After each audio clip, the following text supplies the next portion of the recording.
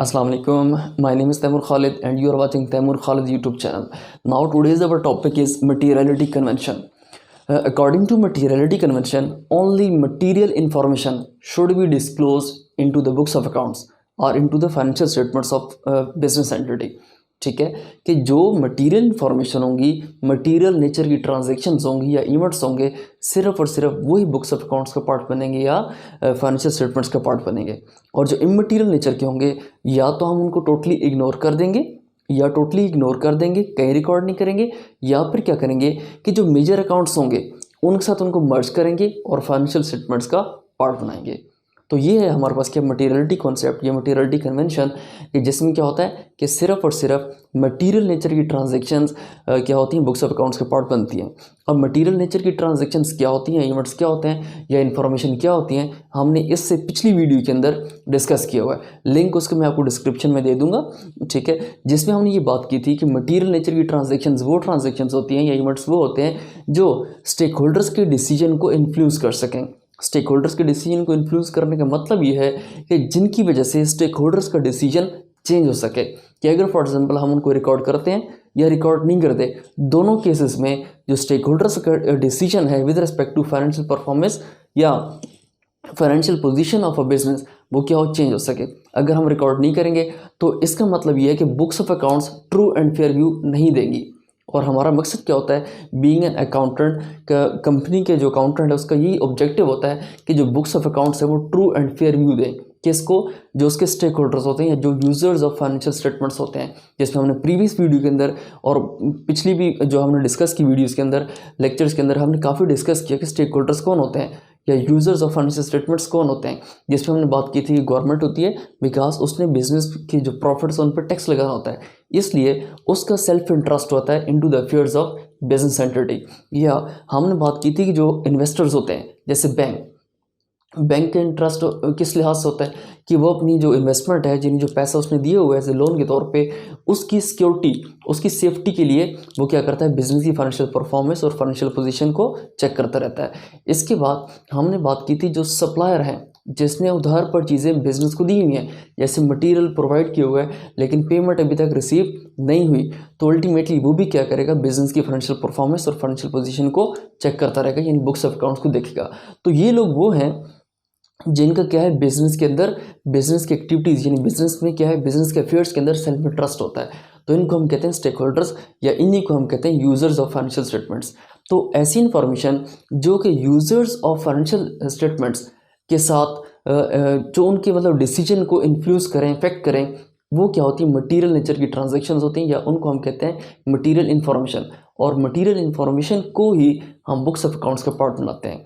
और जो इन्फॉर्मेशन या जो आइटम्स स्टेक होल्डर्स के डिसीजन को इन्फ्लुएंस नहीं करते, उनको हम क्या करते हैं, या तो हम डिलीट कर देते हैं यानी बुक्स ऑफ अकाउंट्स का पार्ट बनाते ही नहीं है, या फिर क्या है, जो मेजर अकाउंट्स हैं उनके साथ मर्ज करते हैं और फिर उनको रिकॉर्ड कर देते हैं।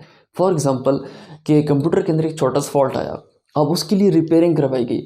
अब बिजनेस को रिपेयर एक्सपेंस तो पड़ा, ठीक है, लेकिन अब वो उसके लिए अगर business separate repair expense account बनाए और उसको टाइटल बना के उसको बुक्स ऑफ अकाउंट्स का पार्ट बना दे, तो अल्टीमेटली ये क्या होगा, इतना ज़्यादा एक्सपेंस तो नहीं है, मतलब इतना मेजर एक्सपेंस तो नहीं है। तो ये है कि इससे कि आपको इससे ये होगा कि जो बिजनेस की जो बुक्स ऑफ अकाउंट्स हैं वो ओवर बर्डन हो जाएंगी, बिकॉज पहले से ऑलरेडी बहुत सारे अकाउंट्स बने हैं, एक और छोटा सा रिपेयर एक्सपेंस अकाउंट बन जाएगा। तो जो रिपेयर एक्सपेंस अकाउंट है, अगर हम इसको जर्नल एक्सपेंसेस के अंदर ऐड कर दें तो वो ज़्यादा बेहतर रहेगा एज़ कम्पेयर टू कि हम इसको सेपरेटली रिकॉर्ड करेंगे। अगर सेपरेटली रिकॉर्ड कर रहे हैं तो हम बेहतर ये कि इसको हम इग्नोर कर दें, ठीक है। यानी क्यों, क्योंकि इसकी वजह से जो स्टेक होल्डर्स है उसका डिसीजन इफेक्ट नहीं होगा, इसलिए बेहतर ये है कि हम अगर इसको जर्नल एक्सपेंस अकाउंट के अंदर रिकॉर्ड कर दें तो फिर ये क्या होगा, क्योंकि जर्नल एक्सपेंस अकाउंट में ऑलरेडी बहुत सारे एक्सपेंसेस क्या हैं, मर्ज हुए हैं, जिनको हम कहते हैं सन्ड्री एक्सपेंसेस, ठीक है। अब सन्ड्री का मतलब ये होता है कि बहुत सारे एक्सपेंसेस को आप क्लब अप करते हो, कंबाइन करते हो और उनको नाम देते हो सन्ड्री एक्सपेंस का। अब सन्ड्री का मतलब क्या हुआ कि बहुत सारे एक्सपेंसेस को आपने एक जगह मर्ज कर दिया जो कि इममटीरियल थे, ताकि वो क्या बन जाए, मटीरियल बन जाए, जिनकी बेसिस पर स्टेक होल्डर्स का या यूजर्स ऑफ फाइनेंशियल स्टेटमेंट्स का डिसीजन क्या हो सके, इन्फ्लुएंस हो सके, ठीक है। तो अब ज़रा पढ़ लेते हैं कि मटेरियलिटी कन्वेंशन क्या के मुताबिक क्या है कि according to this convention, according to materiality convention, disclose only material information. Material information क्या होती है हमने डिस्कस कर ली कि disclose only material information.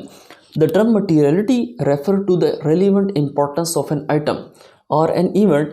N event is material, an event is material if knowledge of the item might reasonably, क्या है, knowledge of the item might reasonably influence the decision of stake holders.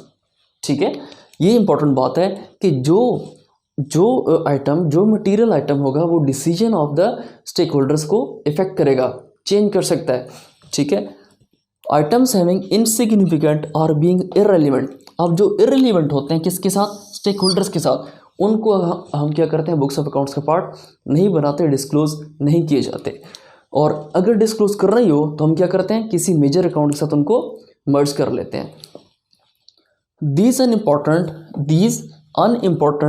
titles are either left out, क्या होता है, या तो हम इनको ignore कर देते हैं या और merge with other items, otherwise books of accounts will unnecessary be overburden।